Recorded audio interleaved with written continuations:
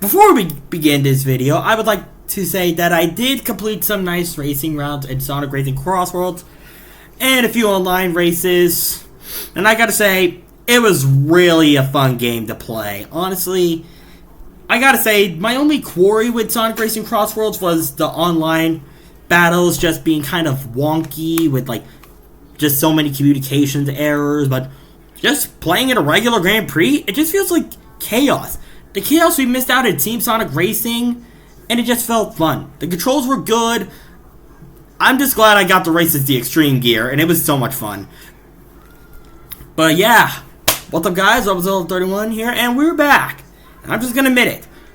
2 years, 4 changes, 2 from each for my top 1 film.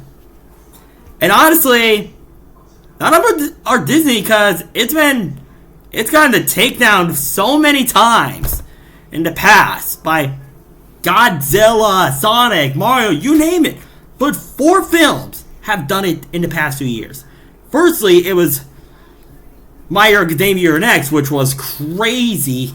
And then Sonic the Hedgehog 3 just barely beat it out thanks to Keanu Reeves and the badass fighting in the scene. And then the OG, one of my OG films being revived, How to Train Your Dragon in live action, just was good. 3 films have showed Disney how it's done. Not yet.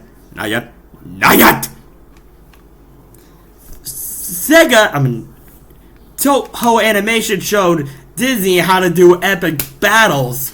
Sega and Paramount showed Disney how to truly make a good film. And for How to Train Your Dragon, well, they showed Disney how to make a real live-action film. Although I will admit, Aladdin was a very good film. But I said there were 4. And you're thinking, what category could I be missing? Well, the music category. And I'm gonna admit, Disney, Paramount, Sega, and DreamWorks all did pretty good on the music. But there was one film, two companies, one film that showed them how it was done. If you didn't figure it about from that, Sony and Netflix worked together to make a film that practically had music down to a T. What was this film? Well, it was the film that was a little worrying, but just went straight fire. K-Pop Demon Hunters, which, yes, the same K-Pop Demon Hunters that got a theatrical release August 23rd through 24th, 2 days only. And someone actually requested that I do the how it's done bit right before we did the recording, and I literally said who it was in the post, so come on out, sis. It's me, Spacey Chan. Yep, she's back. And honestly, I'm back for round 2, baby. Yep, she was here for a reaction, and now she's here for a review. And honestly, I'm gonna just get this out of this way. I'm the reason she got into K-Pop Demon Hunters. I am. Like, it got me hooked.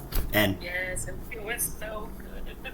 yes, I gotta agree. The film actually caught me off guard. For a film about demon hunting and K-pop mixed together, you'd think that wouldn't go well together because we have Japanese slaying demons. But K-Pop Demon Hunters actually kind of cooked. No, not kind of actually. Scratch that. It extremely cooked. But it wasn't the #1 film at the time. That was until the musical theatrical release, which I went to both days. And if you see my posts, Yeah, you have to go to both days, and I am so jealous because I couldn't go. I'm so sorry, sis. I'm so sorry. And I did. One day I shall get you. Don't worry, sis. We'll get to there. But as I did show, I got to get the hang. I know this didn't happen, but I apparently had the ability to control time and space Because I got a picture with not only a miniature version of Huntrix. Yep, that actually happened. And they were sitting right next to me. But apparently I had the ability to revive people. Including Genu. More on them later. We'll get to that later, sis! Relax! I know that's it. I'm so devastated from it. I know. We'll get to that later. Alright? Yeah, I won't say nothing for now. Yeah, but warning for those who haven't seen K-pop Demon Hunters, major spoilers ahead, because trust me, it gets... we will be discussing a lot, and probably theorizing about the possible sequel that's in talks right now. Yes, yeah. And Netflix. Oh, and before we get this out of the way, actually let me turn on my screen for Spacey to see. Hopefully that does nothing. Okay, you can see my screen, right, sis? Yep. Because originally Funko Pop's, holy crap, my whole Instagram is freaking Pokemon TCG Block and Hell of a Boss Mario Kart, and there's freaking mostly K-pop Demon Hunters. There's someone sewing.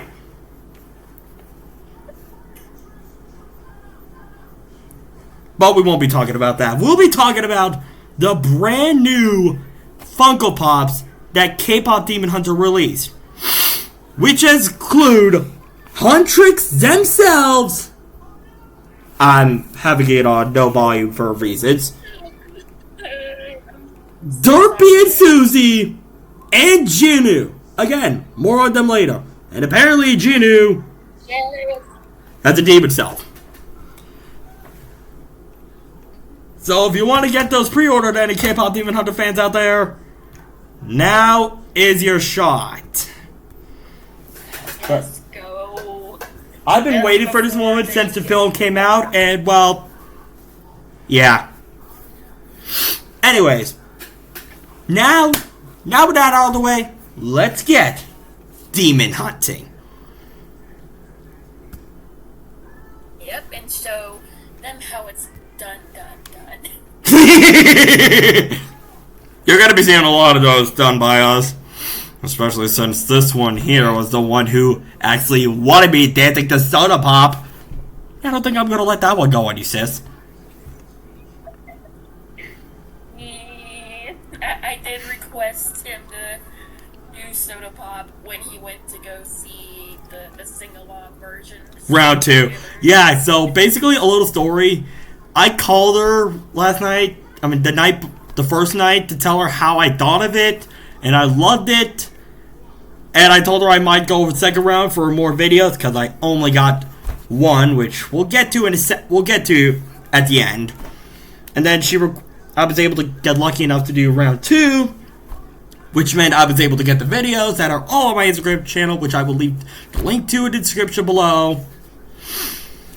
And this one requested Soda Pop. I'm like, oh boy, this was gonna be hard. And I gotta tell you, trying to get the best angle was not the best. But I managed to make it work. Anyways, I really like Soda Pop. We'll get there in a second. So let's start off with the cast. We have a crazy good cast with us. Like, holy cow. Like, this casting was probably some of the most insane I have seen. We had some crazy... We had some returning voices, including the director herself of this film, Maggie Kang. Which, speaking of her, she was one of the flight attendants in the film. At the beginning of the film, where our protagonist trio, Ruby, voiced by 2 characters. Now, you're probably thinking, Garrett, Spacey, why did you say 2 characters? Well, that's because they had to do a regular voice and a singing voice. I mean, it's K-pop stars. What do you expect? I mean, K-pop is in the title, so they had to include actual K-pop stars. Including Twice, who did a version of a song that I like their version of more than the original, which I will get to reasons why in a second. But it has to do with the same reasons why my sis here was traumatized by when I mentioned Genu. Yeah. Yep. Anyway, so we start off with the film, just talking about a generational thing of hunters. Apparently, in the story, there are demons everywhere in the world, and they were controlled by their king, Guima, or is it Guima? Guima? I don't know. I can't pronounce W words. I can't. I don't know how it's spelled either. So if anyone who is from Korea knows how to do this for me, let us know in the comments below. Anyways, Guima, voiced by Lee Byung-hun, aka the guy from Squid Games, the frontman. Yes. No, they are not the same person. They are the same. They are done by the same guy, but not the same character. So anyways, yes. Guima's basically... Not get that mistake. Even though I kind of saw a little video where the frontman was watching Soda Pop from K-Pop Demon Hunters. Yeah. It's all over the place, you guys. It's infectious. It is infectious as hell. Anyway, so... it went from like the ancient traditional days to I think 40s, 50s, 80s, 90s, and then 00s with the Sunlight Sisters, which includes a random one, I don't know her name, Rumi's mom, who we'll get to Rumi in a second, and Celine, voiced by Celine, Eugene Kim, which actually there's a fun fact about her her singing voice. Sis, if you would like to say it.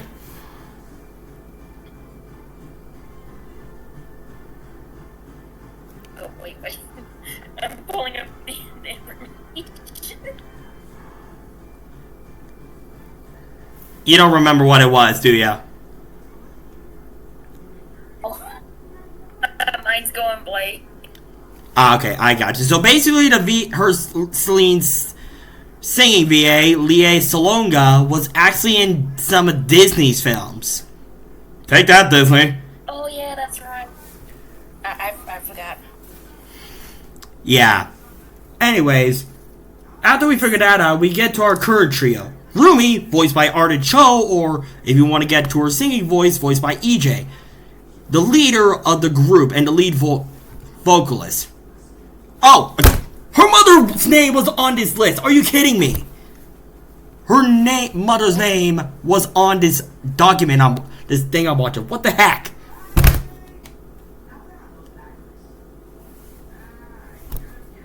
Bruh. It happens. Yeah, so anyways, Rumi is the daughter of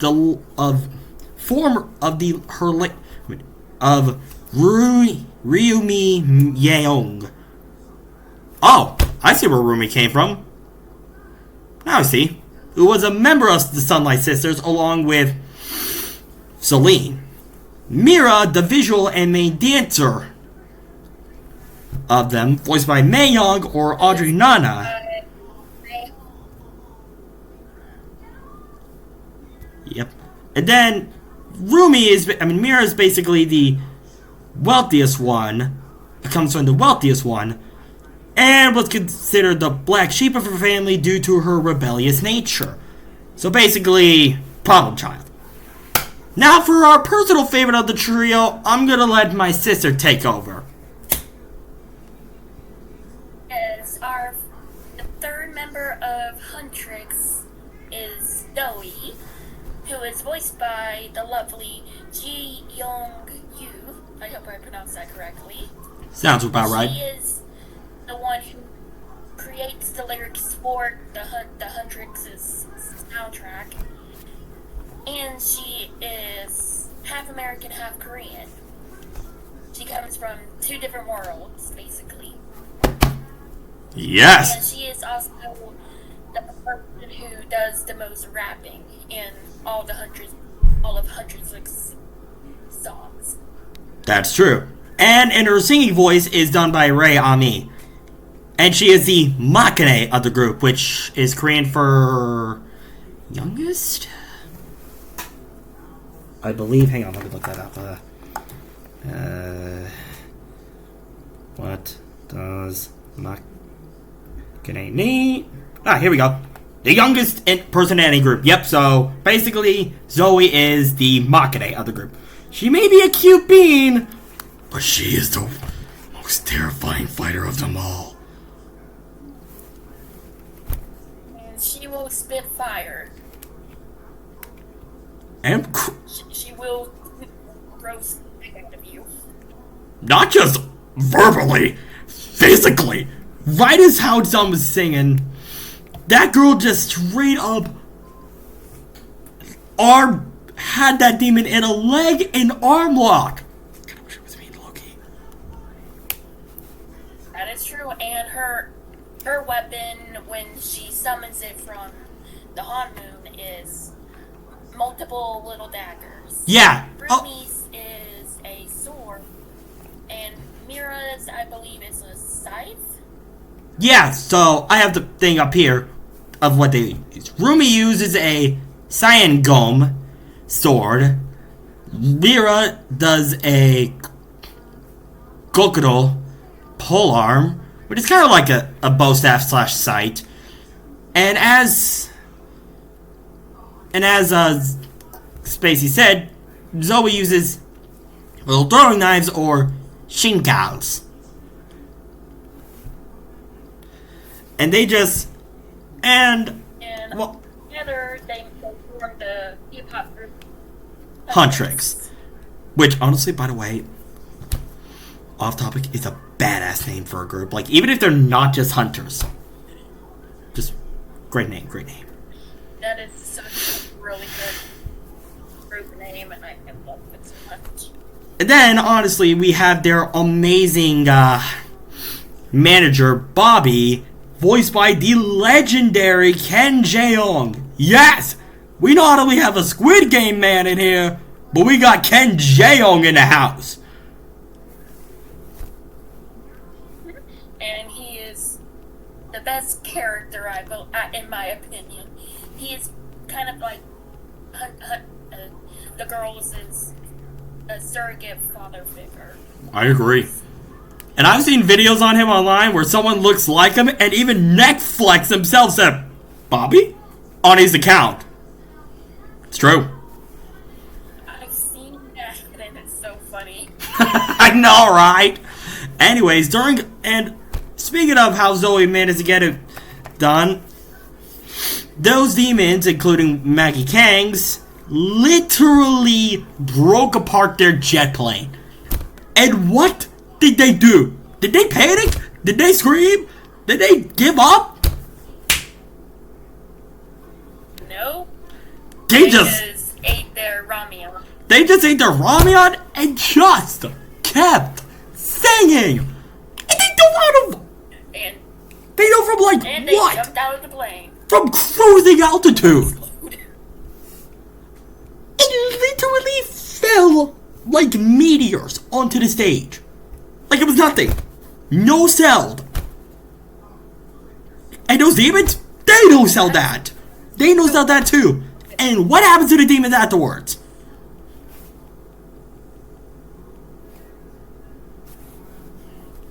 They literally just get one tapped. I'm still trying to figure out how the girls like jumped out of the plane that was going to explode with them inside, and then they just like land onto their stage, no injuries, anything. Like, how did you girls survive? Did Celine make you do this when y'all were still beginner hunters? Like, what's going on there? I need more info. That's what I want to know. Anyways, yes, as we've said, Celine actually is the mentor of Huntrix, and probably the least favorite character in the entire film.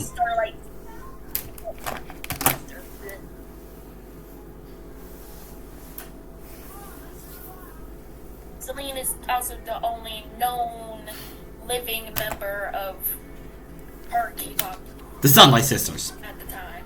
Yeah, because we don't know what happened to the third I one. don't know what happened. But there might be, but there is concept on what happened to the to Rumi's mother. Looking at you, Celine. Yeah. Looking at you, Celine.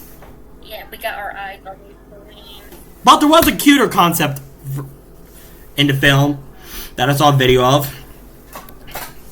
Anyways, basically after the show, Rumi's voice she has a little cough, then someone says water. And who comes out to say water? Get water. Did somebody say water? Bobby! Yep, Bobby. I swear. My sister's right. Those girls. She immediately said, water! Give him water! And everyone just thinks this is demons for special effects.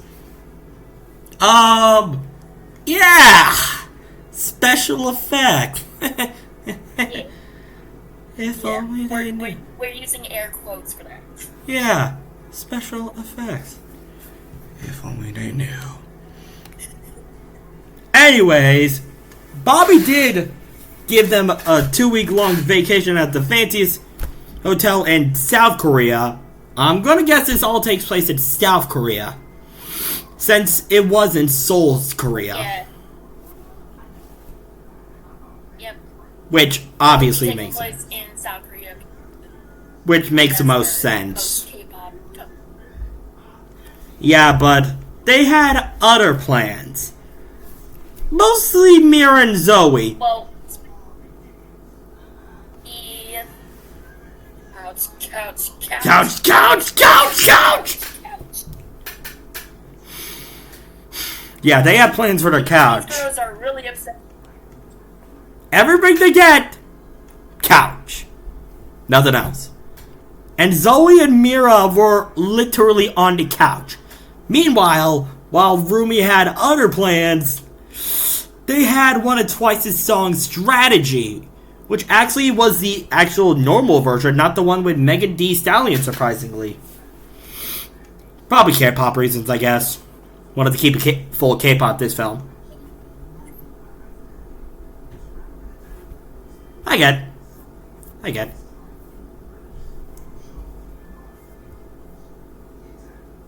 Still there, sis?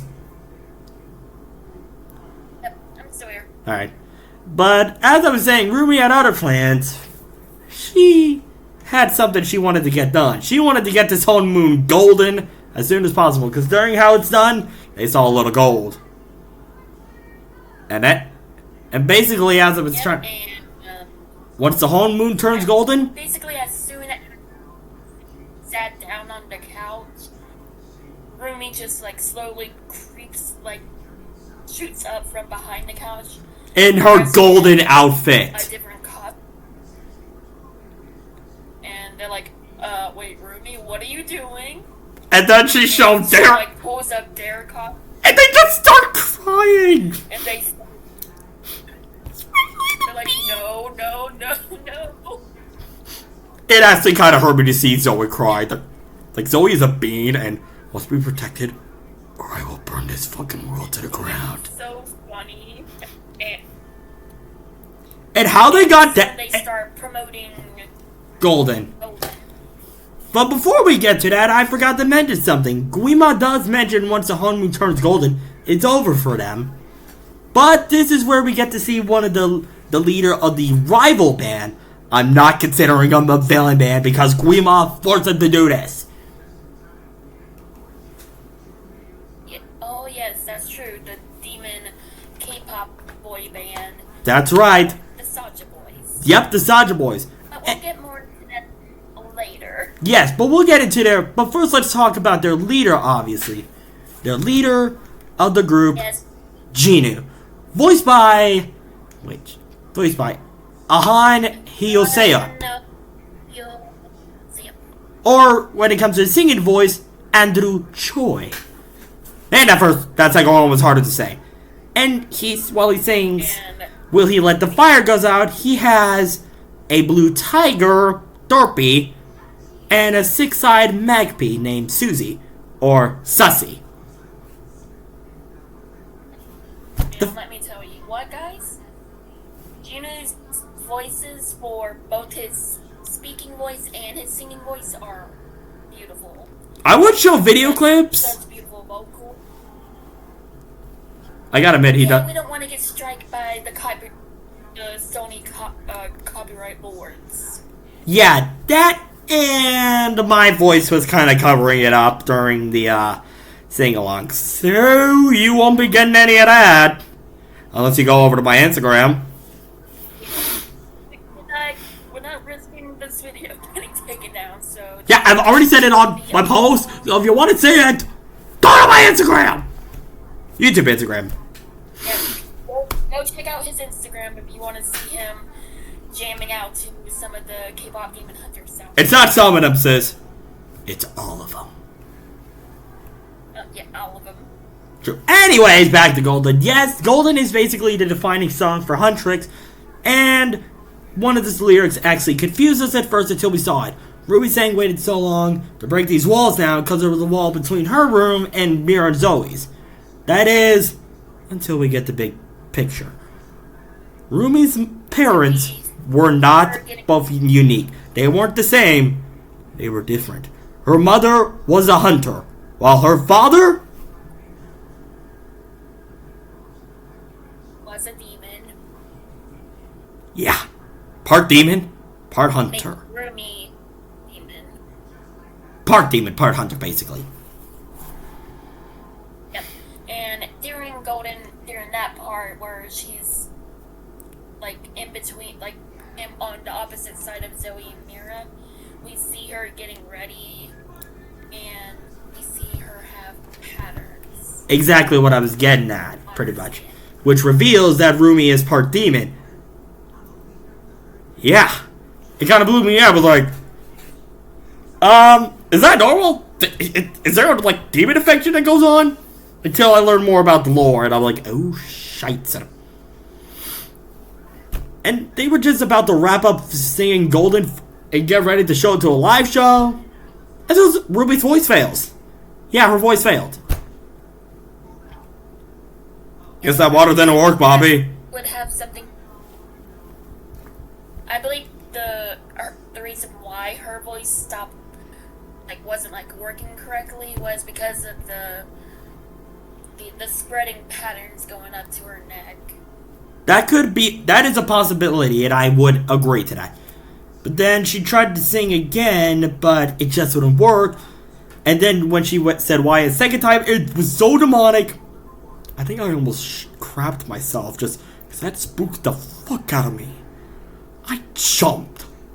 It was crazy. And terrifying at the same time. I almost turned into a legitimate fainting goat.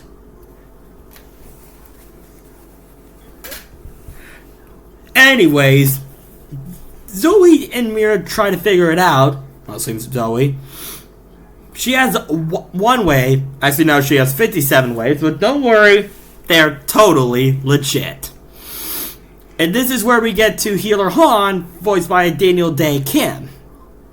A wild doctor who discovers who needs to see the parts to figure out the whole. He tried to see in the Rumi, but too many walls. And it was something that Zoe and Mira always wanted Rumi to do with them. And what is that, sis?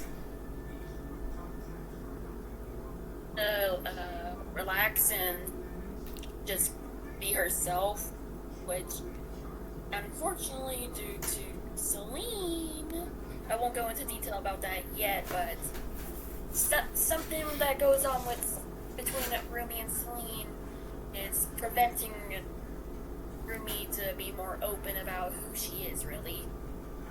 I was going to say bathhouse, but that works too. And, like, relax at the bathhouse and stuff. Yeah, and Healer Han has this tonic that can help with voices. But is it worth it? No, it wasn't even a tonic. It was grape juice.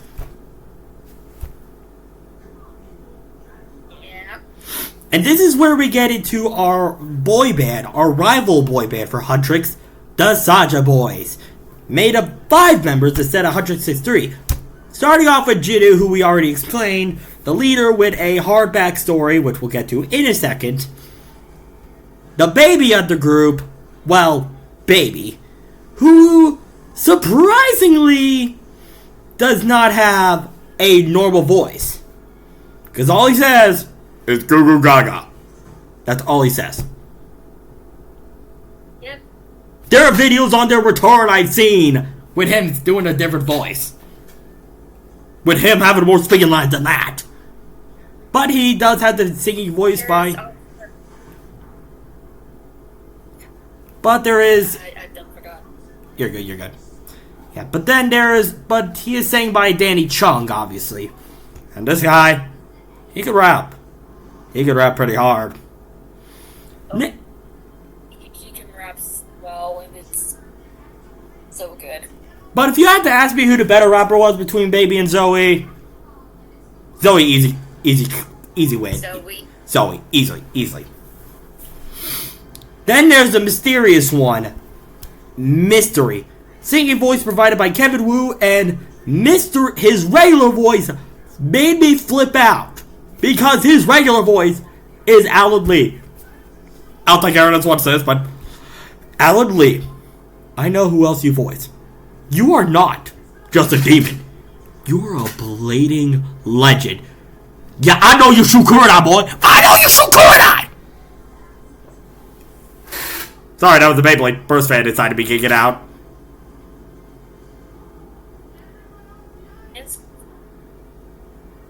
Yeah. And then there's, for the rest of the, we have Joel Kim Booster, who provides the speaking voice for Romance, and Samuel E. Lee providing his singing voice. And last but not least, we have Sungwon Cho as Abby, with Nekwav providing his singing voice. Now, there's a fun fact actually about Abby that Kristen told me about before. Care to tell me? Yep. Basically, you guys, the voice actor for Abby actually used to voice for the big popular Minecraft YouTuber Halfmouth, who I am a really big fan of. And she's getting me addicted too, so if you guys want to see any Halfmouth reactions, I may get in a... Yes. Please don't let this girl down. I do not want to break this woman's heart. That sounded weird. Anyways, Zoe was trying so hard not to go nuts over Abby's abs, but didn't work. What if that shirt came off? Her eyes went to they went from corn cobs. corn on the cob. They went from heart, corn on the cobs with butter, and then popcorn. Hey, Mary did the same thing but more controlled. It was so funny. I should have. My favorite scene. I should have recorded my reaction to that scene. I think I did, but I accidentally deleted it. Yeah, the Jinu somehow sent Ruby flying, and also stole one of her tonics in the process. That moment when Jinu and Rumi bumped shoulders. You know how it went slow motion? Yep. And, like, it looked like Jinu was going to help Rumi up. And it's actually something they do in a lot of K-pop dramas. Or K-dramas. Huh. Yeah, and he just psyched her out and just did... Watch yourself. Bro, you ran into her! Yep. And then... Brushes, like, his shoulder and just, like, walks away and said, watch yourself. Pretty much. And then the girls just gagged over it. Yeah, it was crazy. And then we get to the part that this one here literally wanted me to do. The Saja Boys' debut song, Yeah. Soda Pop. song is so good. I wish we could play it for you guys, but you guys can go watch it on like the official channel or find it on Spotify. Or if you want to hear a sing-along, find it on sing-alongs. Which, actually, I did see sing-alongs on YouTube, especially of another song. Actually, someone did all of them separately. So, could I have done it on here? I don't know, but I'm not taking a risk. I mean, you might have been able to get away with it. You just would have, like... Well, actually... You might be able to get away with, like, reacting to the songs because, like, you're not showing the actual, like, movie footage. Playing the song. They did have the footage in them in the videos. You might have to, like, pitch the song a little bit.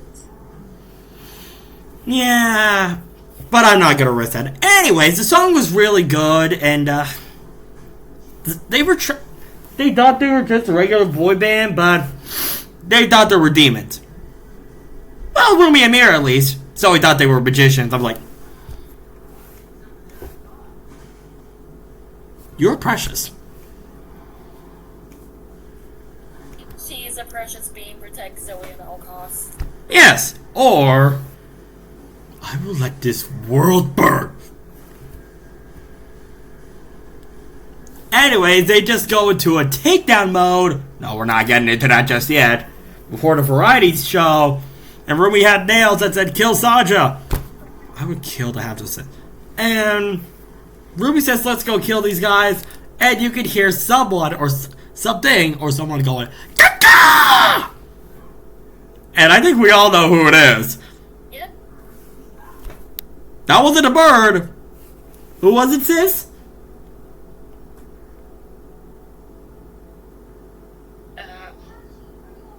It was Zoe. It was Zoe.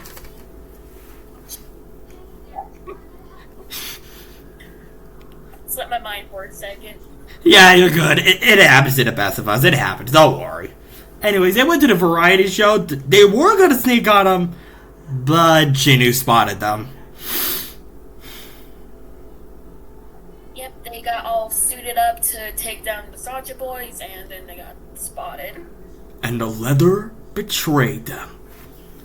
Never wear leather on a slide unless you want your ears to bleed. It was so embarrassing for the girls. Even Zoe admitted the leather betrayed them. And then they just went after the Saja boys. After the curtains fell and it went dark. And where did the Saja boys go? The bathhouse, which Zoe immediately got excited for. However, it unfortunately wasn't the girls' bathhouse. It was the men's. No, it was the men. Which they did follow a bit, and Abby was like, I knew it. That one's always watching me.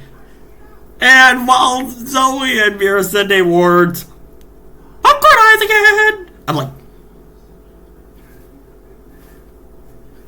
Yeah. girl, you're literally doing the popcorn eyes again.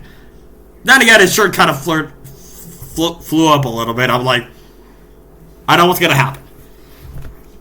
Anyways, they go after some water demons, and then which kind of leaves one of the best scenes in the film.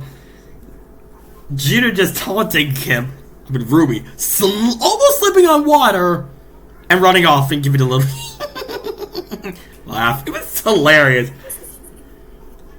But it kind of backfired because Zoe. My favorite. Yeah, that's got to be my favorite Genu moment.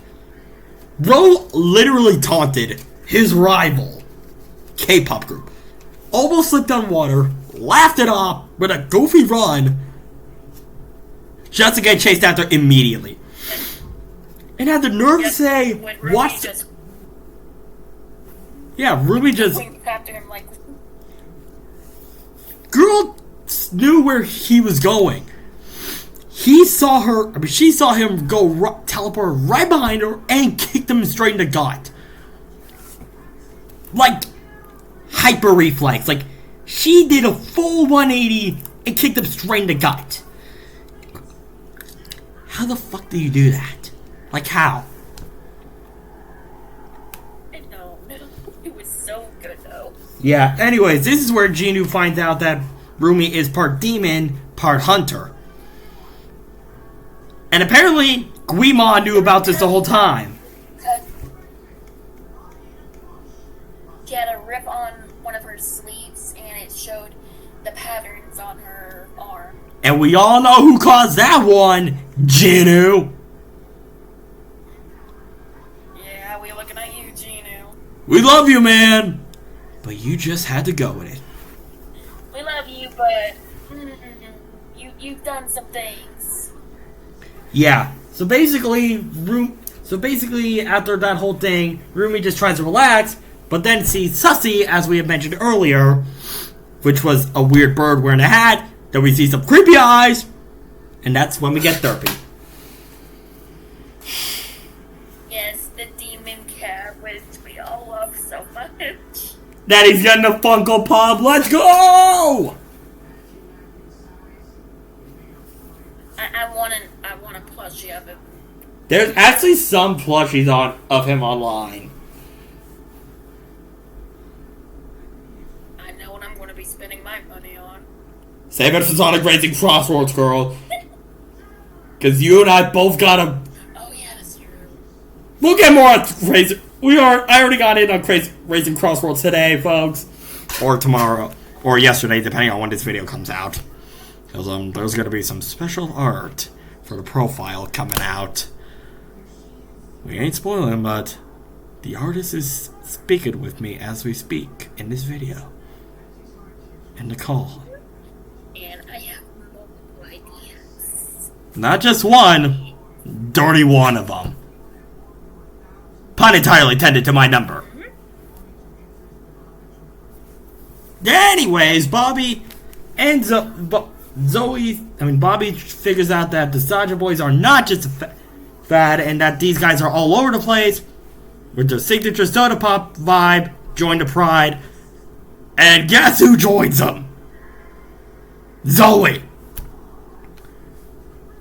Yep. Well, and also Bobby, because they did the shoulder dance while listening to Soda Pop. Yeah, I know. He was the one holding the phone, and Zoe was like just sneaking up behind him until Rumi and Mira just yelled at him, and one of them told him to control the shoulders. I think it was Mira. We'll have to look back at the movie and figure that out. I want to say it was Mira. I'm pretty sure it was. Mira's the more serious one of the trio, so I'm assuming it was. Yeah, it had to have been her.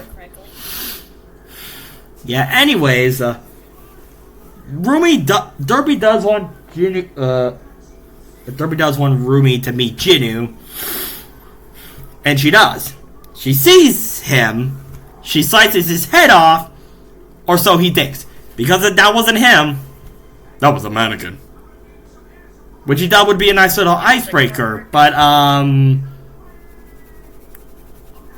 it wasn't. He knew about the powders, but he was like, first, I'm gonna talk about these pants. Teddy bears and choo-choo trains? Choo-choo.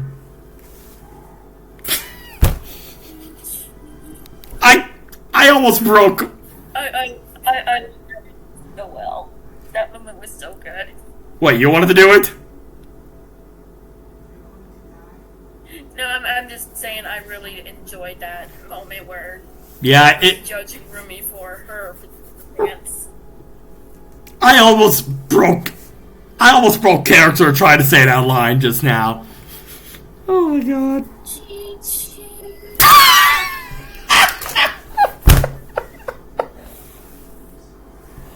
Oh my god, that line gets... I swear, Genu may be an idiot, and he's a demon, but he's probably the best one. He's such a dork, and I love him for it. Yeah.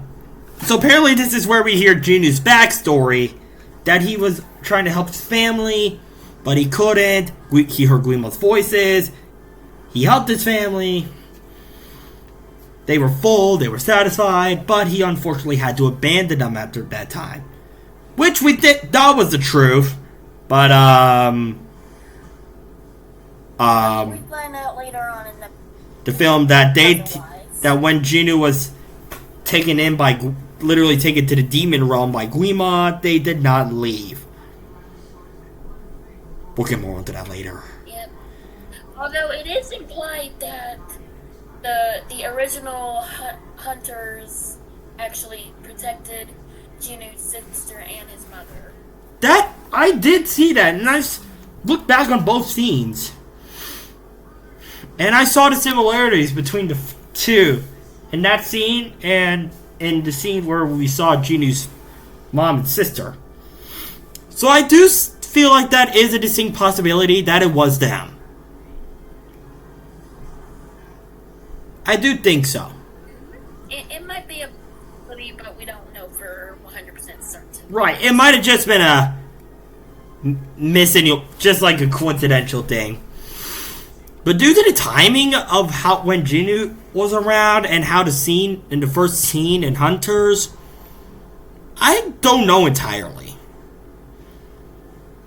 And then Ruby just throws away her. Like it would fit. Yeah, it would fit, but not 100%. Anyways, they were trying to figure out a good name for the song to try to destroy the Sergeant Boys.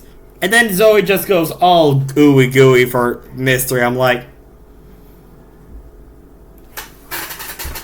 no. Zoe, Zoe, we love you, but no, that's a demon. That's not a good I know his VA voices one of the most popular bladers in the Beyblade anime of all time.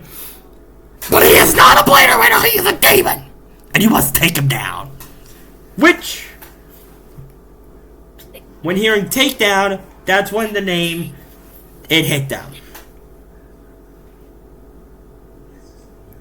That their song would be Takedown. Takedown. Title. Which if you want us to do a full review on all the songs, let us know. I might do that actually, it just would be hard. I mean, I probably will just do it with no audio. Maybe if we're maybe we could do like a ranking. Yeah, that's what I'm thinking. Like a rank, like our own little ranks of each song. Ooh, but that'd be hard. I'd be trying to put them all in S rank because the songs in this movie were that good. Yep. If we were basing it just on the vibes of the song alone, they'd all be S tier. But for me, I also want to include the context, like in the animations with the song, and I kind of know which one would rank the lowest of them all.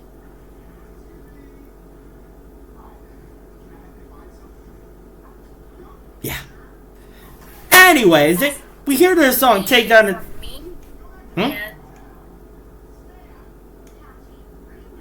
Wait, I were you? was thinking about, like, in the context of the animation and the song, I was thinking of what would be probably my lowest rank for one of the songs. Ah, I fair. was thinking, probably Soda Pop, as much as I like it on its own. It just came out of nowhere in the movie. True. There are 7 songs that were That's official. just my opinion. Yeah, honestly, for me, we'll get to mine in a second. For what my lowest will be. Which Ruby's just all hesitant about like other demons and stuff while this is going on. Mira's a little suspicious, but Zoe, she's just a clueless bean she is. She's just the bean she is, and just wants to fight. And Yep. Classic. eventually, and literally, they just figure out when the whole mood is damaged. They literally bolt to where there are demons. Like, how do they know? Okay, I know they figure it out, but how did they go from their rooms out to where there are demons in seconds? Are they faster than Sonic? Don't you fucking think about it, Hedgehog. I don't know how that works. Yeah, are they faster than Sonic? They have like some sort of like special computer that helps them sense when there's like a breach in the Han moon, or it's just like sense it, like some sort of aura, like vibe sense they have. To be fair, this is made by the same film. It's the same company that made the Spider-Verse film, so it could be something like that. But still, though, the ability to go, like, literally be where there are demons in seconds, that's faster than Sonic. Sonic, I am watching you, you fucking hedgehog. I mean, if they were able to jump out of a plane and live, I guess it's not entirely impossible for them to get to where the breach was in a matter of seconds. Yeah, and I'm looking at you, Hedgehog. I know you're jealous. Stay over there and wait till the next episode of the Laurel Sonic series comes out. I know you're impatient right now, but chill! Do not do this to me. Someone's talking with dinosaurs or something.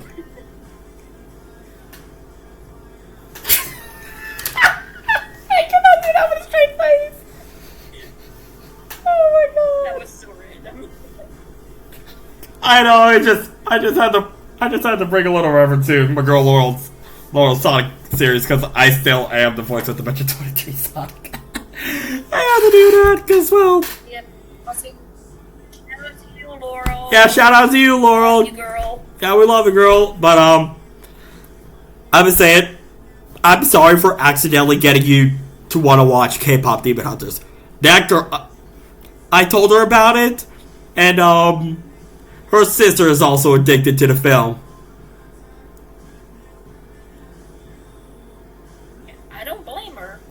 I don't blame her sister for being addicted. It is such a good. To the point, her sister got Laurel so influenced on this, to the point that I think Laurel is going to watch it. It's been the talk of her town, and Laurel's sister, her friends, and I have been talking about. I'm like, guilty. It's on my channel. Anyway, we love you, girl. We love you, girl. Do what you want. If you do see it, we hope you enjoy it. Yes, we hope you have the greatest time with the film if you do end up watching it. Agreed. Anyways, back to this. They're on a little subway train when they're trying to figure things out, because right after Genu Rumi jump scares Genu, they literally, I'm missing a scene. Shit. Forget that. They try to, Bobby sets up a fan autograph meeting. Wow, that gives me some good vibes. Christina V, Ryan Bartley, Clifford Chaplin, Kate Higgins. Yeah, those aren't just random names, folks. I met those VAs. Indeed he has, and I am so jealous, especially because he met Christina V. Don't believe me? Here's the proof. Clifford Chaplin. Ignore all the pics. Christina V. Yes, that is a shiny Zero Aura and shiny Mega Rayquaza plushie, and I'm wearing a Monkey Ghost sweater. Shut up. Also, yes, and this is my favorite pick. Also, I'm canonically taller than her. I'm canonically taller than Veronica Mayday and Marinette confirmed. I'm kidding. Yep. But it kind of be obvious that I'm taller than Sage. But I didn't think I'd be shorter than her VA. Who also did another voice. And speaking of the Beyblade, she also voices one of my favorite characters from another being, Hyuga Hisashi. And did the 3, 2, 1 letter rip as his voice, and I almost fell to my knees with goosebumps. But of course, the one I figured I wouldn't be as short as... I'm practically as tall as Kate Higgins, who I wish was the VA for Pauline and Bonanza!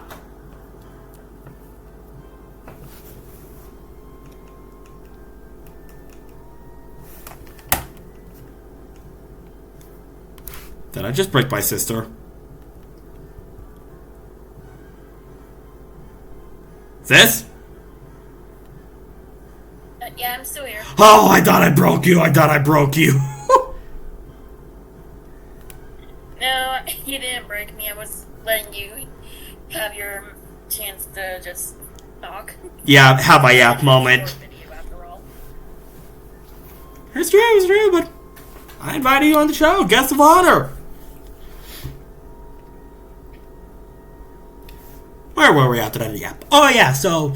And then there were, like, tons of fans waiting outside for hundreds, including 5 in sleeping bags. I wonder who those could be. It seems like they were trying to copy Mira when she went to that one award show at the beginning that the fans were talking about. That's true.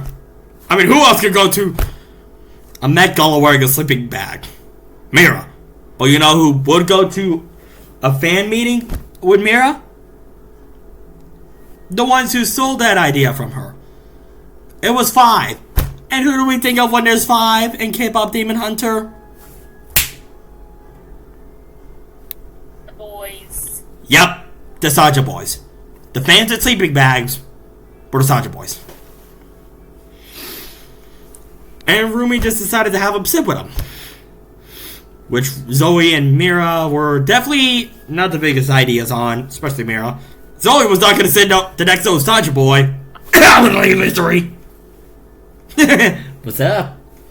Although the reason behind Rumi wanted the Saja Boys to sit with the group, with the trio, was because she noticed that when Bobby was setting up a separate table for the Saja Boys, that a lot of their fans went over to the Saja Boys' table. That is true. So they didn't want to lose their fans. Exactly. They decided to have all of them sit together. Romance was definitely... Mira was definitely the one that was silent about, like, pissed about Romance sitting next to her. Actually, both boys trying to flirt with her. So, here's the ones that are trying to flirt. Abby and Romance are trying to flirt with Mira. Rumi and Jinu, kind of back and forth. But when it comes to Zoe, she wasn't sitting next to Baby. But Mystery? What's up? That's literally how the scene went. Literally. Yep. And they go through this whole signing, and with Rumi and Jinu specifically, there was a shipper comes up to them with a Ruginu shirt. I'm like, excuse me, what? Already? And I'm like, already? Already with the shipping? And it wasn't just those two. It was also Abby, Miro Mabby, and Zoe Story, leaving only Baby in the dust. Which, I mean, fair. The guy's a baby. What do you expect? And then there was a fan that Jinu had that gave him a nice little picture, which was adorable. And then they just threw out flowers that were given to him by the fans. But Jinu did not throw out the picture, which has me wondering, what the heck happened to that picture of Jinu that the little kid fans made? What? I'm assuming it disappeared, when, the ending. I won't say what happened at the end, because spoiler territory. Yeah, we're not getting... plus we'll get to that later. But not there yet. Yeah, but anyways, the film just gets really deep, and Rumi does have a plan to try to stop Guibob, and Gina just thinks it's crazy. And then we get into probably one of the most beautiful songs in the film, the leader of both groups singing, Free. No, not the Crush 40, Free. Hedgehog, don't even think about it. And it's during Free that Rumi's voice is actually healed from talking to Jinu. Which kind of surprises me. I'm not sure why that was said, but I'm assuming it's just because she was keeping all these secrets in, and she was finally letting him out with Jinu. Yeah, that might be the case, honestly. But Guima does try to So basically, Guima does reveal us the truth. Jinu did not. Jinu indeed lied to Rumi. He didn't. His sisters and mother weren't just banned because Jinu abandoned them. He had no choice, pretty much. He wanted them to go from the looks of his face, but he just couldn't. He abandoned his family. I'm like, what the fuck, man? Bro. What? Yeah, it was a really bad move on his part, but at the same time, I can kind of understand it, like, choosing to live in poverty over living in somewhat comfort. Yeah, but nothing. But it's not perfect unless you have your family with you. And it was not perfect because Jinu was took into the demon realm. Who knows how long after? 1 second. And we're back. Sorry about that. So, like we were saying, Jinu had to abandon his family because basically Guima forced him to. Although, I do not believe it was like out of malicious intent on Jinu's part, because during the flashbacks of that moment when Grima was bringing it back up for Jinu, it definitely seemed like he like regretted it when he like looked down and we saw his like reflection in like a drink or like soup or something. Right. Anyways, they do take on a whole army on the...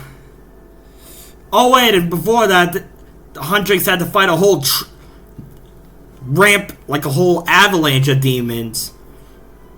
And this is where Rumi didn't like Takedown because of the lyrics, a demon doesn't deserve to live. I mean, no, it was a demon with no feelings doesn't deserve to live. It's so obvious. Because she is part demon. Zoe and Mira see a little concern and they hear the concern in her, but they don't see the full truth until probably the scene that broke me the most in this entire scene. Yeah, so after a long talk with those guys, with Zoe and Mira, Rumi and the girls decide to choose Golden as a song. And then, we're at the climax. The grande finale of this film. The Idol Awards. The Idol Award. Can Huntrix take the win? Speaking of which, we also missed a part about before the Idol Awards when Jinu and Rumi were together. With Free? Basically, yeah. Basically, like, Jinu promised that they wouldn't, like, the Soldier Boys would not sing for the Idol Awards, so the girls could sing and win. Oh, that explains why Bobby found out that the Soldier Boys were fighting! Holy crap, it all makes sense now. I thought that was just a pure coincidence.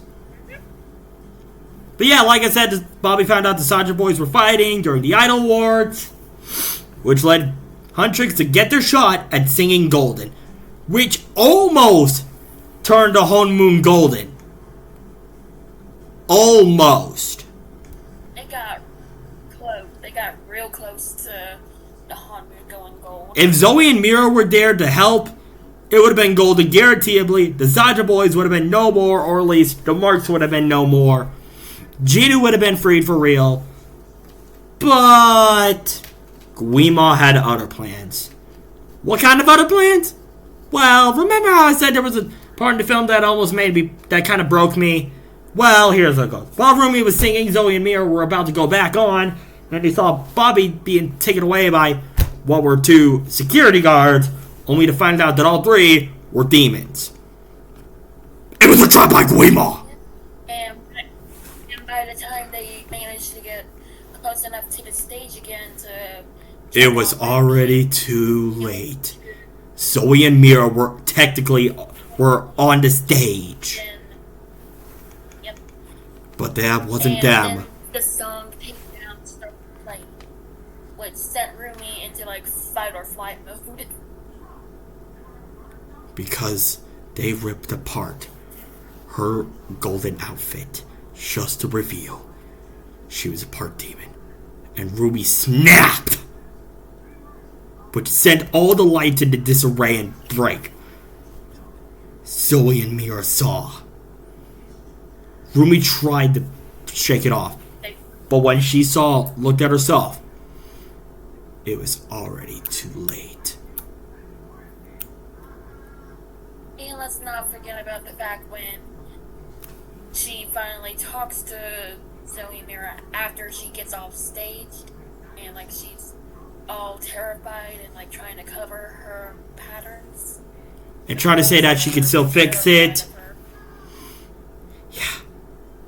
And Mira pushes Zoe behind her, or like sticks her hand out to like keep Zoe back, and she lifts her weapon. Yeah, Mira let her weapon out. I didn't see the part about the hand thing. I didn't see that. That didn't happen. But yes, Mira did. It did. It's a small detail that I noticed. Oh. Well, she notices more than me. But Mira, I kind of get... It was not in either of their hearts. Mira regrettably pulled up her weapon. Ruby said, Zoe, please. But... Zoe raised her weapon. Zoe also pulled out her... Which led to Rumi running in tears. I'm not fully recovered from that scene. I'm never recovering from that scene. There are two scenes. And it only gets dark.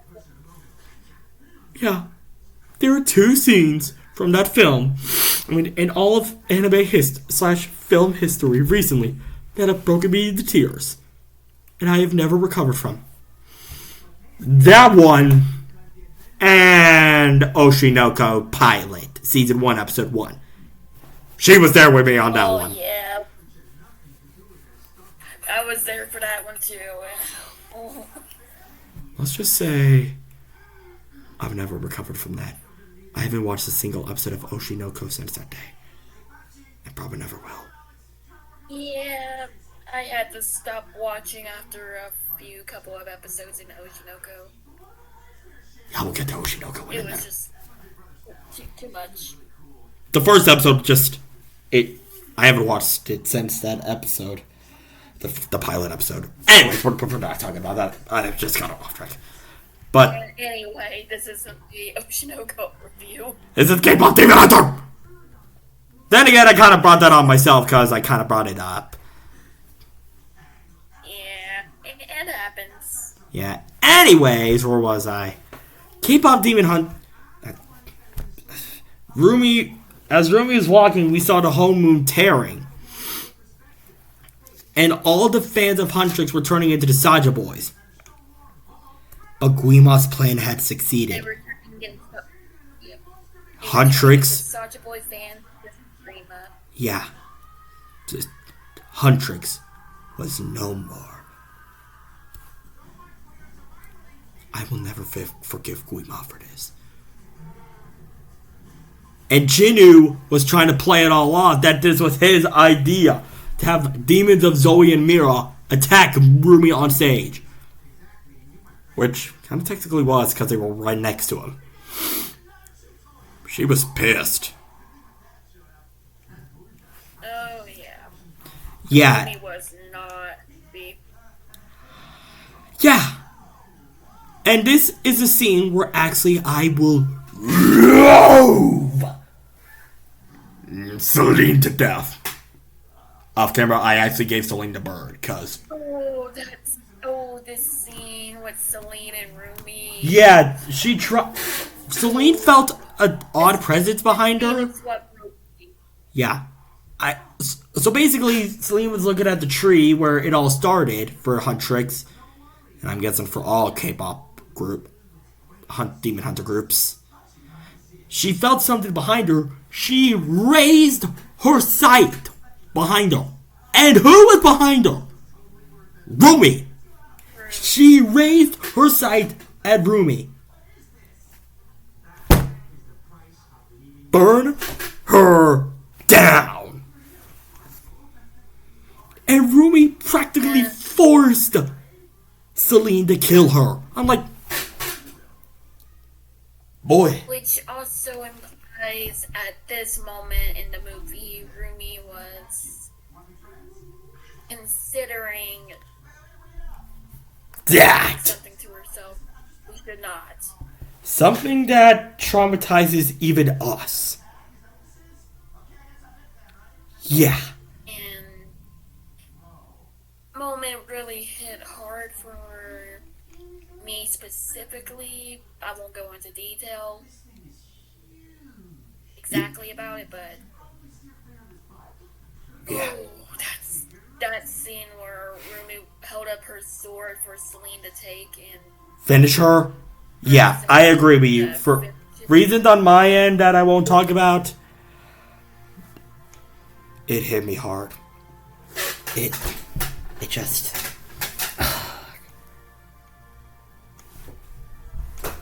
it was really hard to watch this particular scene. Yeah. Still is. Yeah. Still is to this day.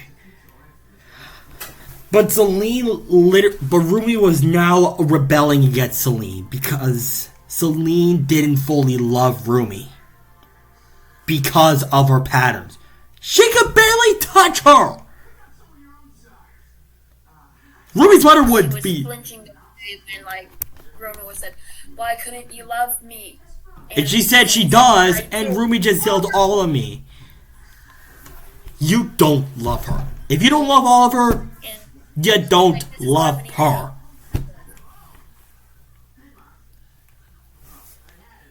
This scene alone, that entire scene where Zoe and Mia raised their weapons at Rumi, and this scene right here with Rumi going to get Celine, it just all hurt. As someone who's went through betrayal, seeing trying to think Rumi wanting Celine to finish her, pretty much,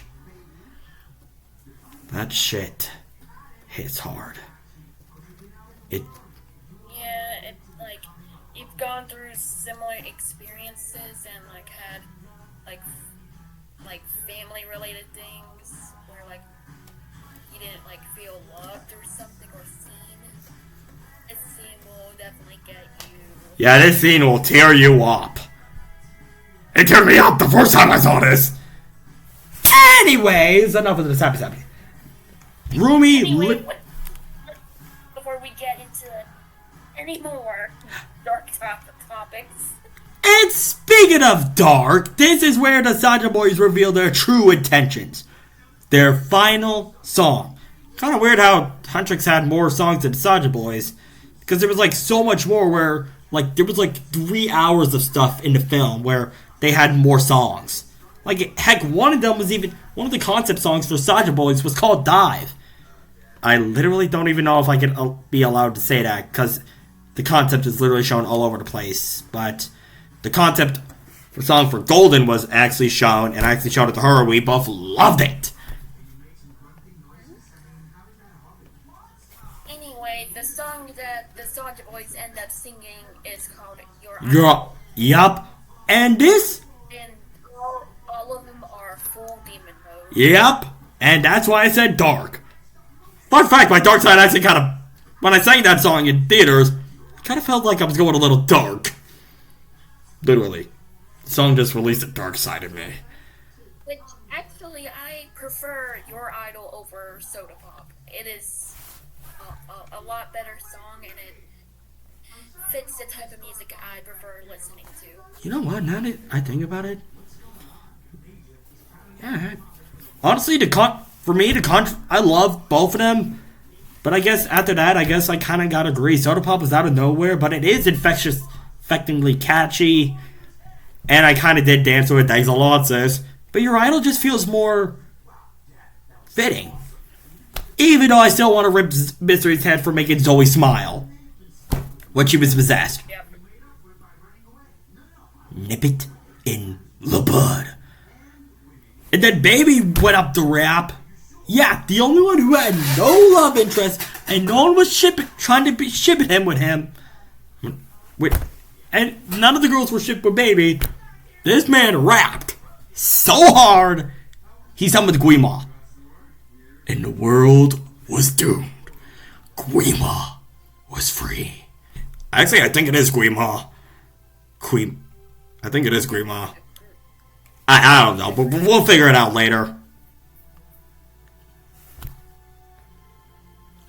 But the world was doomed. Or so we thought. Because a hauntingly voice rang through the stadium. Everyone turned to an entrance. And there she was. Demon marks showing. Rumi making her grand entrance once more. Even Guima saw her. The whole moon was gone. There was no coming back. Or was there? And he was like, you dare show up here looking like this, and with her like one glowing demon eye and her demon marks showing. And one demon arm? Yeah, you ain't the only one who noticed this stuff, sis. Yep, that's true. Yeah, you noticed the hand, I noticed the claws. I have no idea if it made sense, but anyways. Like I said, Guima did finish off with saying the whole moon was gone. But Rumi said, agreed. But at the same time, she disagreed. Because she said we can make a new one. Which led to the final song in this film. The song that just... The song that I am obsessed with the most. And that resonated with me the most as right, well. I think, it resonated with us. Because it is also my number one song. If you had to ask me what our number one song is in this film of all time, I think you and I both can agree on what it is. Our number one song would be What It Sounds Like. Literally, this song resonates with us. It shows after the dark chaos and sappy, just traumatic moments we just saw. With Rumi, Mira, Zoe, and Celine, and you, Celine. If you allow me to quote one of the lyrics. Be my guest? The lyrics that most resonated with me the most was, we broke into a million pieces, and we can't go back, but now I'm seeing all the beauty in the broken glass. I gotta agree. That whole line, and the scars a part of me, darkness and harmony, my voice without the lies, this is what it sounds like. This whole song resonated with me. I have been through so much last year. So much. And I needed something that fully resonated with me. Something that spoke to me. Something that showed I was done hiding. And K-pop Demon Hunters comes out of nowhere with What It Sounds Like. And the song just was basically saying, like, despite everything you have gone through, despite the scars, despite the cracks that you may have, you're still fighting, you're still here. Exactly. And I was worried that Zoe and Mira weren't gonna sing, but I saw the light in them. And they were. Huntrix was back. Guima yelled for the song to stop. But they were shattering the silence. They were not alone. They may have listened to the demons and let them get between them, but they were not on their own. I think another lyric from What It Sounds Like is one of my favorites would be, if you dive into fire, I'll be there right by your side. Which practically describes us to a T. In my darkest moment, you dove into fire to be right by my side. And I still am, and if it wasn't for you, I don't think I'd be here right now. Talking about my all-time favorite, our all-time favorite film. But you are here, and that's what matters. Exactly. And this song proves it. I'm not the same as I once was. I'm better than ever. But We may be broken, we may be bruised, we may be scarred, but we are still here. We are still fighting. what facts on that says? But Guima had one final trick up his sleeve, summoning all the faceless demons into a hyper beam, faced right at Rumi, while Zoe was fighting Baby and Mystery, and Mira was fighting Romance and Abby. Which made you wonder, what the frick was Genu doing? Standing there like an idiot. Then again, he was kind of speechless. He was watching Rumi and seeing her struggle to keep the beam back. I legitimately yelled in the film. We thought she managed to push it away. It cuts to Genu standing right in front of the beam. And this is where Kristen, my sis here, this is where you were bawling a little bit earlier, really early into the review. Genu sacrificed himself to save Rumi. Yep. Rumi gave him his soul back. But he gave it to Rumi. He's not dead, he's in his order. He's gotta be in a sequel, guys! I would like to point out during the scene where he was starting to disappear, that Rumi was like shaking, like trying to figure out what to do to stop it, but there was nothing she could have done to save him. Yeah. She had lost someone who was going to be her boyfriend. And maybe even her husband. Or potential love interest, we don't know for certain. I mean, according to what we sort of know about the original plot, Rumi and Genu were supposed to have a kiss in an aquarium. In an aquarium. Yeah, it got deleted. And as an aquarium lover, I am pissed by this. That would have been so good. They better bring... If Genu does come back, they better put this in the sequel. Anyways, Rumi knew what she had to do, though. She had to end this. Finish Guima off. Her sword even just evolved from that. I don't know if Genu's soul is in it. I think his soul is in the sword, though. It has to be. Like, where else would it have gone? It looked like either, like...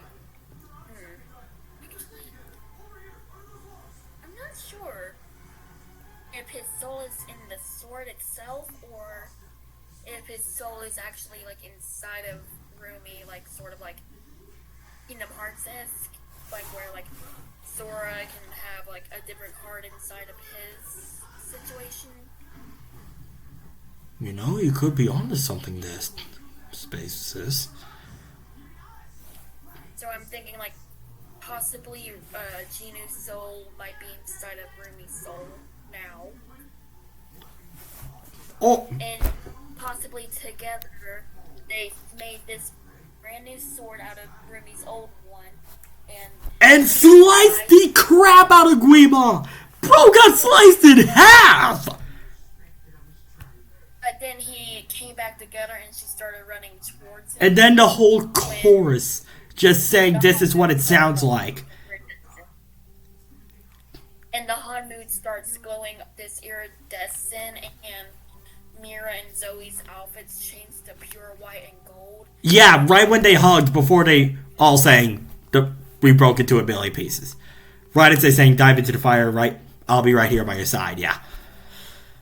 But yeah, and then the rainbow iridescent aura surrounded them. Zoe in this moment would be when she, like, punches Mystery's face, and she's like, Oh, you're just my type. Oh, well. Oh, well. And just slice at him. Which, apparently, people have been saying she didn't slice him. I'm like, because of the purple mist. Because, like, if you remember with Abby, he blew up in red. But Mysteries was more purple. Although there are still 2 Soldier Boys that we did not see get taken out. We didn't see Baby or Romance get taken out. Unless Zoe did it off screen. Unless both of them did it off screen. Highly unlikely, but it could possibly be happening. It might be possible since, at the end of the movie we see the 2 specific characters. True. But anyways, right after the girls fly up to Guiba, yeah, they have the ability to fly. And they can fall from grossing altitude. They goddamn can fly. These are the most powerful K-pop. They start sinking and the aura just surrounds them, and a new horn moon is created. And bye, Guima. But this Han moon is different from the old one. It's iridescent. It's like rainbow colors. This. Golden. It's not blue. It's gold. It's iridescent rainbow. And before anyone asks about Christina V, yes, we know Christina V did covers of Golden and how it's done. I mean, what it sounds like. Yes, we know. We know that she covered it, and ooh, those covers are so good. Send me them after this video. I must find them. I must hear them. Yeah, this film's got me hooked to the point I want to hear any cover of it. Heck, Name What's a Battle has done a cover of it with his wife. Free with his wife. We missed it. I just remember we missed a detail with Rumi and her patterns. Oh crap, what was?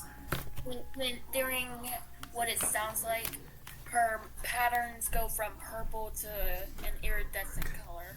Oh, how can I be so idiotic that I forgot about that scene? How could I be an idiot? I forgot about that. But yeah. Yeah, but finally, Mira and Zoe realize why it had to all be done with me. And they accept her. And then finally... And then after the Idol Awards, the girls go to a bathhouse. Finally. Yes, not for Zoe and Mira, but finally for Rumi. And the girls just start bawling their eyes. Because Zoe was glad no one died. And then literally a few seconds later, couch.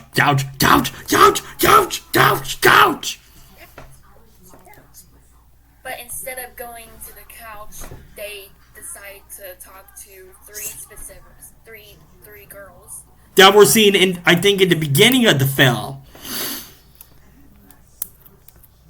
I think they might have been. I don't remember. Yeah, because I remember 3 girls singing how during how it's done, and then I think it might be them. I could be wrong. I'd have to look back at the we'd have to look back and get back with you in the comments. And we see the 6-eyed bird. So Susie and Derpy. Oh, and speaking of Derpy, apparently, remember how I said there was another concept besides the fact that she might have killed Ruby's mother? Apparently, Ruby adopted Derpy and Susie.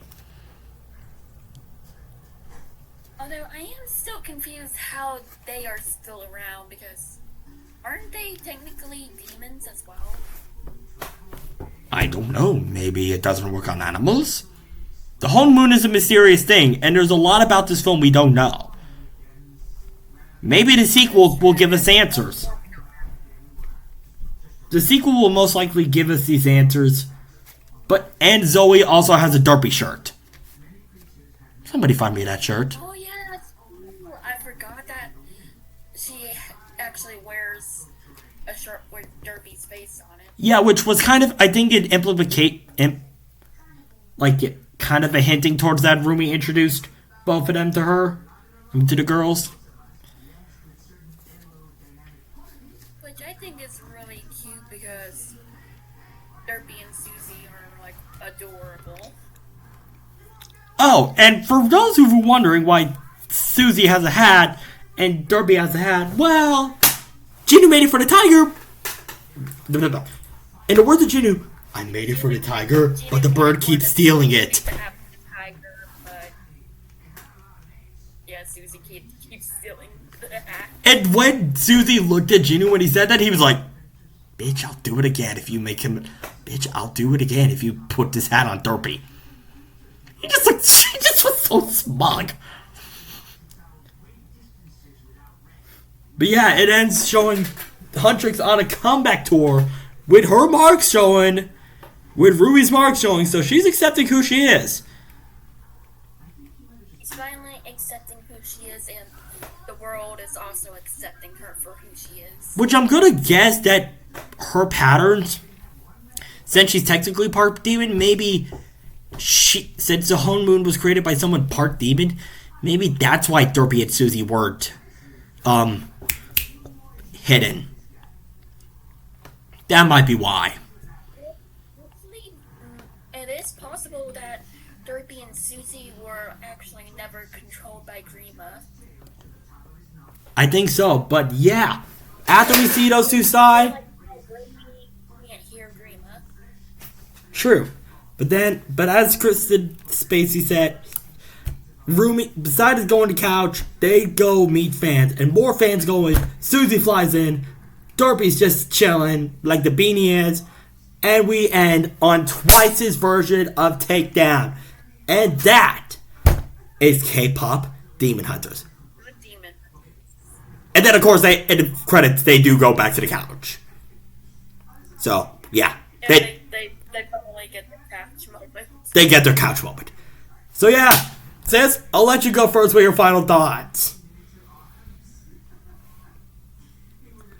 So, when I initially found out about K-pop Demon Hunters through Twitter, I was very hesitant about it, but after actually sitting down and watching it and listening to the music, it's a really good film. It may not be for everyone, but it has a really good cast. It has beautiful animation. The character designs, oh my freaking gosh. As a artist myself, I am obsessed with these designs, especially Zoe. The songs are beautiful to listen to. I basically listen to them on a daily basis at this point. I do too. Everything about this film was everything I have looked for in any sort of film, TV show. It has everything that I could have wanted. I could not have put it... Disney, take notes. Yep, I could not have said it any better. So my final thoughts, when I first saw this film, I was like, okay, I guess. Not sure. But then the reels just kept coming and coming and coming and coming and coming and coming. I was like, alright, I'll get it, I'll watch the film. Leave me alone. Only to find out a few hours later. Give me more of these reels. Where are more reels? Come on. I take back what I said earlier. Come on. What is this film? I want more. But in all seriousness, no. The funny part about it is K-pop Demon Hunters barely had any marketing from what I have seen, and yet it has blown up, literally. Exactly. Yeah, it's blown up so much. Like Kristen said, the characters, the songs, the animations, the story, the design, everything. It was everything I could ever want.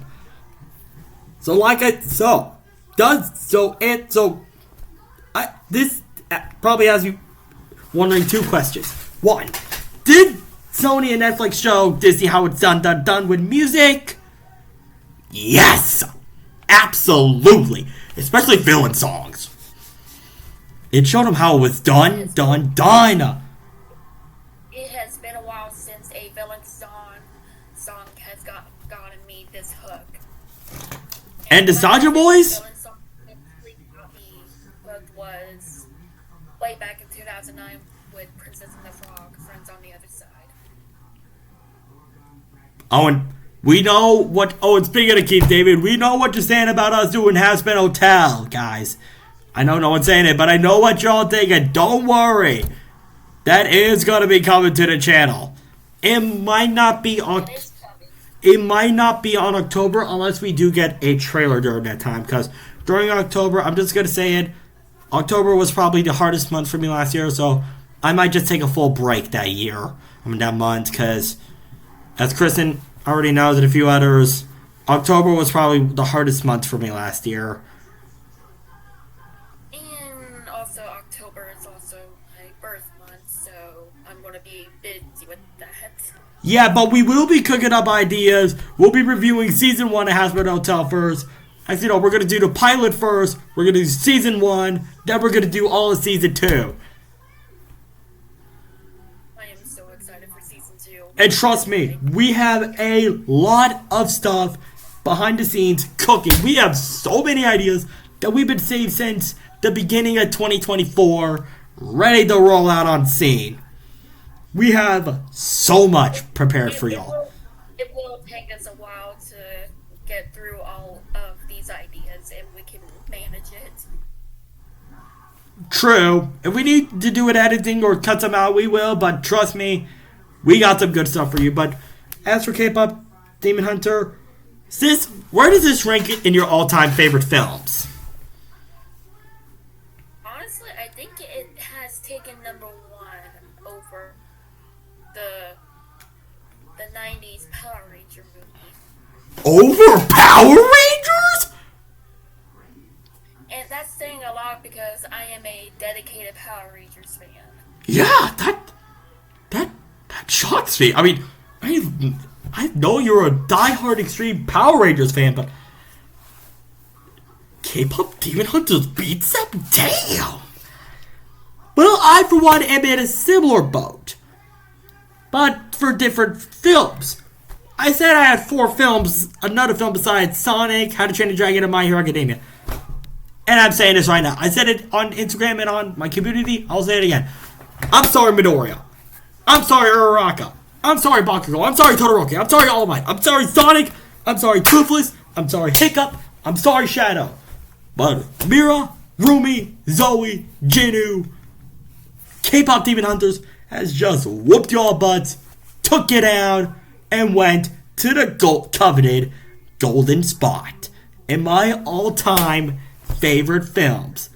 It was number 3 at first, but after the sing-along event, it skyrocketed. It really has, and I've seen clips of the sing-along event, and oh my gosh, I have never seen this much hype for a film since the Minecraft movie a few months back. Yeah, and the chaos, thankfully, it wasn't as chaotic. Looking at you, whoever brought a live frickin' chicken and frickin' brought fireworks into the film. And everyone who freaked out about chicken jockey. Yeah, we're looking at all of you. But it was fun. It was wild in a great way. Everyone singing together. As someone who's been to it twice, I can confirm. It was fun. Pure fun. No chaos, no madness, just pure musical fun. And honestly, I've been seeing what people say about this, comparing it to other films. No. Do not compare this. No. It's uncomparable. I know what you compare this to. Yeah. And ironically, this is how you do a girl power film without it being like too generic. I'm looking at you, Disney. Yeah. I know. You can still have your quirky characters without them being annoying. Mm-hmm. But anyways, yeah, that's our thoughts and review on K-Pop Demon Hunter. Sis, thanks again so much for joining me on the channel. It's always a pleasure to have you here on the channel. Thank you for having me. It is fun when I get to come join over here. Yeah, and hey, who knows? Maybe I'll join your channel one day. Probably not the same way here, but in her own special way. I mean, who knows? I might start trying to attempt to do reviews. I mean, I did sort of review Epic the Musical. for Epic the Musical. Yeah, back in right before our right before Christmas. Like, right after Christmas, actually. Oh yeah, that's right, right after Christmas. But yeah, that's gonna be all for today, folks. Holy crap, this is my longest video ever. That's how you know me and Kristen love this film. We've been yapping about it for over an hour. Oh, that's gonna take a long time to upload. I mean, I've loaded longer videos, but don't worry. Yeah, but thank you all so much for watching our review. We've waited so long, and honestly, we love this film so much, and we cannot wait to talk about series, a possible series, sequel, so much more K-Pop Demon Hunters. So if you want to see more from me in the future, make sure to leave a like, comment, and subscribe. I will leave not only the link to my Instagram channel in the description below, but also to Kristen and shout out to Laurel. So yeah, Laurel, if you're seeing this, massive shout out to you. Sorry if I was pushing you on getting the film. I did not intend that, but if you do get to go see it, we hope you enjoy this film a lot. Yes, we hope you have so much fun with this film if you do end up watching it. And if you don't, no worries, it's fine. Like Kristen said, it's not for everyone, but it is a damn good film, we will admit. So, that'll be it for all. Make sure to like, comment, subscribe. Link in the description to my YouTube, Insta, and Spacey channel. And this is RebelZilla31. And Spacey Chan. And we will see you all in the next one. Keep it cool and keep it fresh. Stay stellar. Yes.